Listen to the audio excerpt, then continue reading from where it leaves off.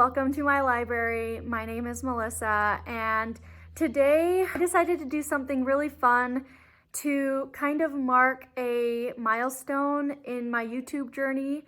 I recently hit 500 subscribers, which is insane to me. I know that's still like a small number to some of you, but to me, I did not expect to hit 500 as quickly, I guess. I'm just so flattered that you guys seem to really like me. I'm still trying to get my bearings around YouTube, around Instagram, and I know I ramble a lot and my editing isn't top tier or anything, so just to know that 500 of you support me is just crazy.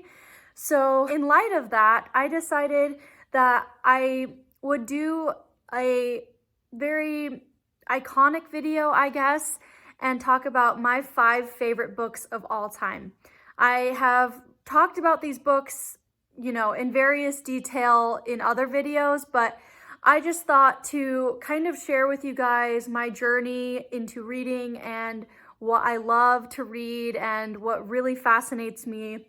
I thought I would go over these 5 books. Hopefully this is not too long of a video. I hope I don't ramble too much, but I'm gonna start off by saying, if you guys are not classic readers, if you don't like classics at all, this might not be the video for you.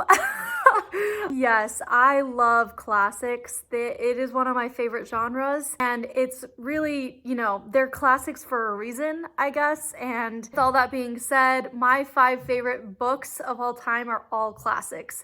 So just know that. But if you aren't a classics reader and you are somewhat intrigued by classics, or you want to get into them a little bit more this year, hopefully these are good recommendations for you to start, because I love all of these books dearly, dearly. Yeah, I would say these are great recs if you are looking into classics. So just get started. I had to change the angle, so I apologize, but I will go with number 5 and go to number 1, obviously. So number 5 is Little Women by Louisa May Alcott. This is an amazing book. I recently reread this book. I read it growing up, and then I recently reread this book to prep for the movie that was coming out. That is also amazing. I love that one. I also love the older one, but they're both great. This follows 4 sisters, the March sisters. There's Meg, Jo, Beth, and Amy. And they all have very different personalities. Jo is the main sister talked about in this book, and she's the one that has very high ambitions for herself. She wants to make a name for herself. She wants to be an author. Obviously, it centers around her story and then her dynamics with all of her sisters, and it also focuses on just different family lessons taught and different values that Marmee, the mom in this story, tries to teach her children. It is a children's novel, so it's really easy to read, and I just loved it. This story is so endearing and so full of love and so full of good lessons. And it's so feminist too. Yeah, it's just one of those great books that keeps you going. One of the characters that is less talked about and I feel like is underrated, but is honestly one of my favorite heroes ever, is Professor Bhaer. Yes. If any of you guys love Professor Bhaer like I do, let me know in the comments, because his kindness towards the kids that he tutors, and then also towards Jo, and his welcoming Jo into New York, where she moves because she wants to kind of get away.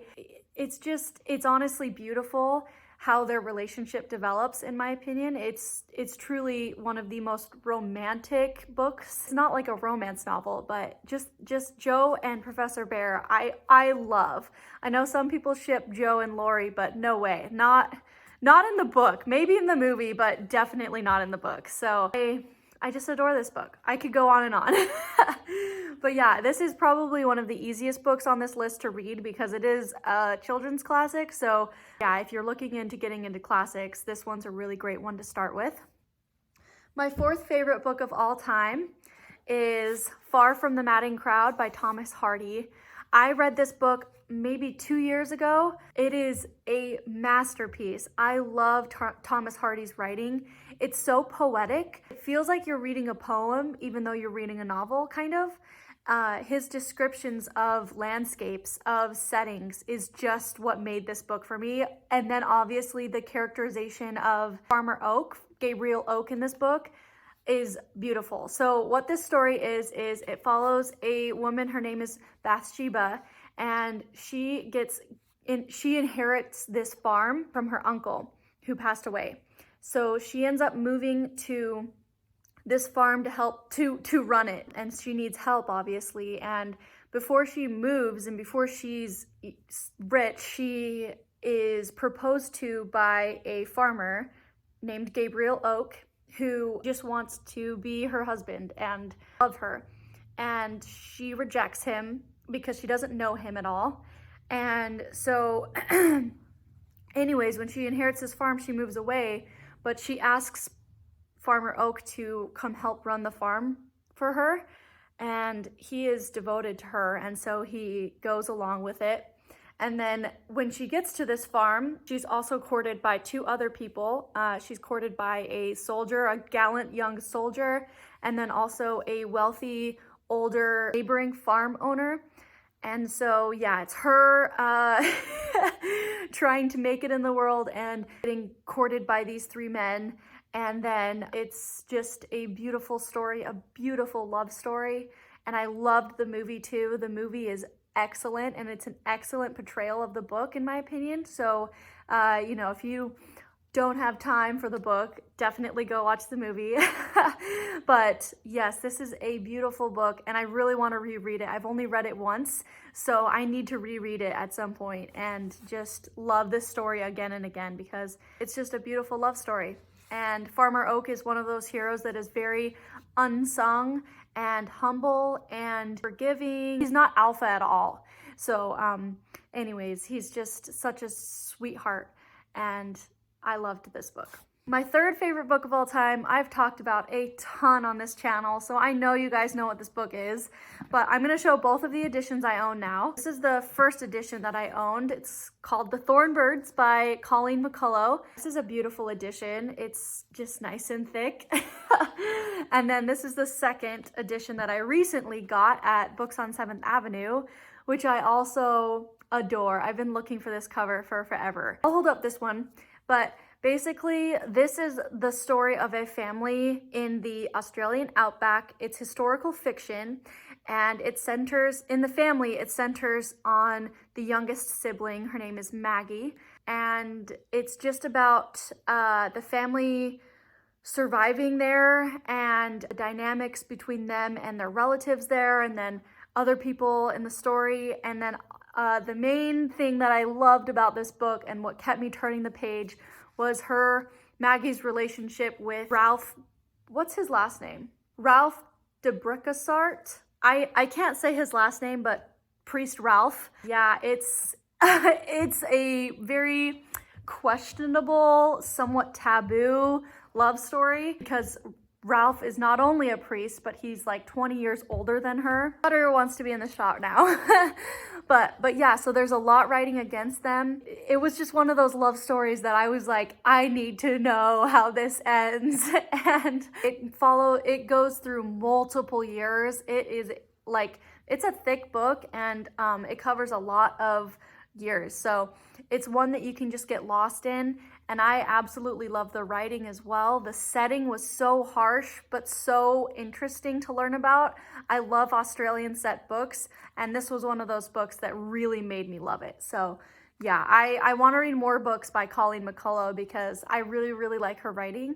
So that's another list of authors I need to keep reading from. So yeah, if you're looking for a love story that is just like epic and not your typical, this is it for sure. My second favorite book of all time is Gone with the Wind by Margaret Mitchell. So I have this copy, and I have this big one that is the one I read in, this copy here.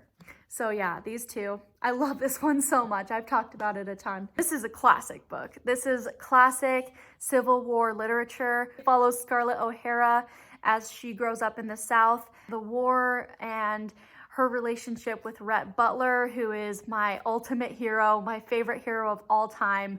I love him to death. Oh yeah, he's just amazing, and he can rock a mustache better than anybody.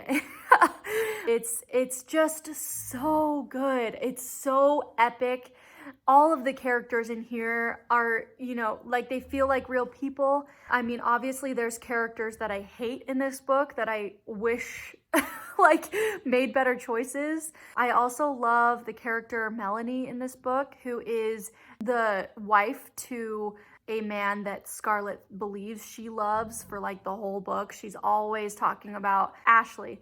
She's always talking about Ashley and how much she loves him, but like deep down she loves Rhett. It's complicated. But anyways, the wife of Ashley, Melanie, is just the sweetest, purest person ever. And she loves Scarlett and has never thinks ill of anybody, especially Scarlett. And Scarlett is one of those characters that you really like, you struggle to like the whole time you're reading this book. She is a piece of work, seriously. I just absolutely adored this story. It's, you know, it's just this epic love story, and it will truly keep you turning the pages. If you're scared of reading this book because of its length, I understand, I get it, and it is one of the longest books I've ever read, but it is so worth it. I loved it.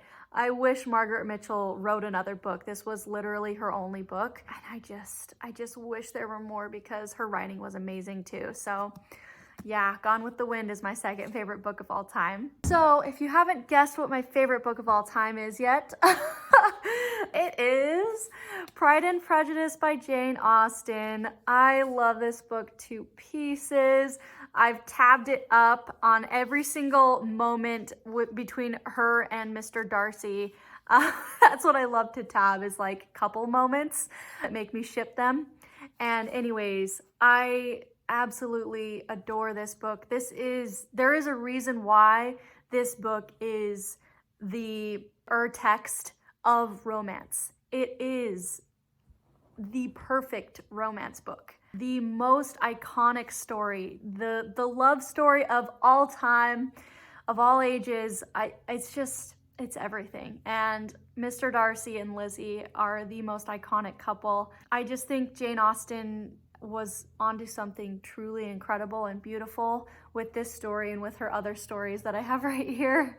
I highly doubt any book will ever be able to top this one. Maybe the other ones, I mean, you know, give or take, we'll see. We'll see how this year goes, honestly. Obviously, like, you would love to find a new favorite book of all time, right? Like that experience is so fun to experience for the first time. Who knows what the future holds, but yeah, this book will always have a special place in my heart. I just love it. So yeah, guys, those are my favorite books. I'll stack them all. I mean, this is literally just all my copies of my favorite books. So yeah, these are my favorite books of all time. Amazing books. I love them so much. Please let me know if you have read any of these books, what you think. Also let me know if there are any that you're eager to get to or that have been on your TBR for forever. I want to know those too, so I can push you to read it. And with all that being said, please like and comment. I reply to every single comment. And please subscribe if you want to see more from me. And I will see you guys in another video. Bye!